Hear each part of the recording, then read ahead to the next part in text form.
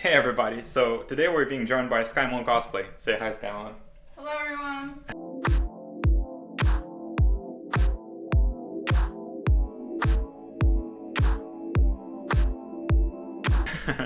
So we have a pretty cool opportunity today. We finally got permission to shoot video in an abandoned warehouse. And I want to make the most of it, so the costume that I'll be filming today is Doomfist.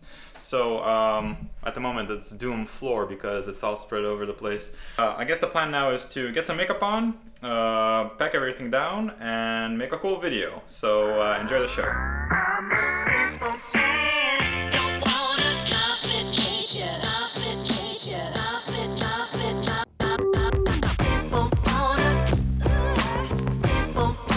So the makeup is done. I got some tape on my chest as well to prevent the prosthetics glue to sticking from my skin.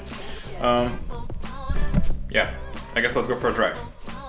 Ah, what are you doing in my changing room? I can just see people staring at me. So this is the area. There's like a complex of warehouses, and I think we're gonna check out this one first. Oh wow. I got the new toy, a camera gimbal, so all the shots you're gonna see today are shot on that. A gimbal is basically just a stick with some motors that keeps the camera steady for a very smooth shot. It's a great tool for those gliding, cinematic shots in motion.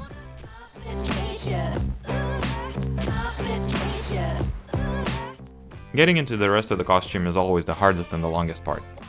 Skin glue aside, with all the electronics and everything, it takes around 45 minutes to get into the costume after the makeup.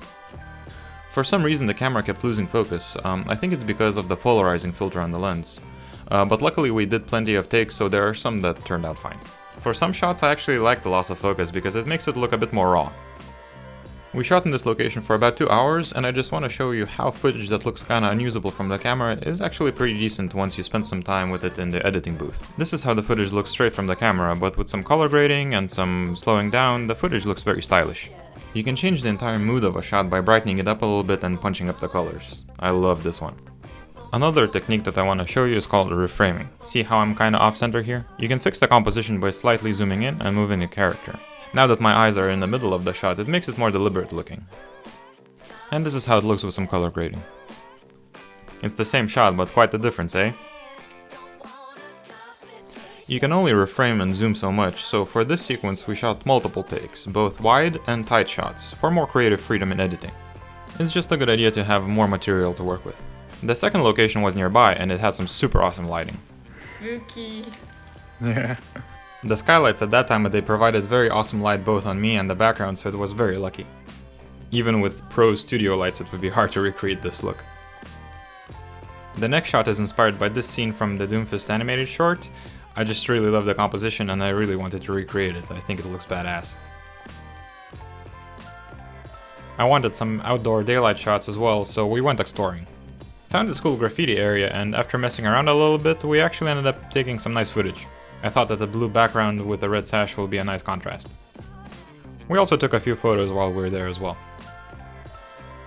Okay, so now it's time to show the final sequence. This whole project is my entry to a cosplay competition. We need to submit a few pictures and a video of our costumes, so that's why the video that I produced is more like a visual type of thing rather than something story driven, so keep that in mind. Anyway, here it is, the world premiere of my Doomfist cosplay showreel. Enjoy.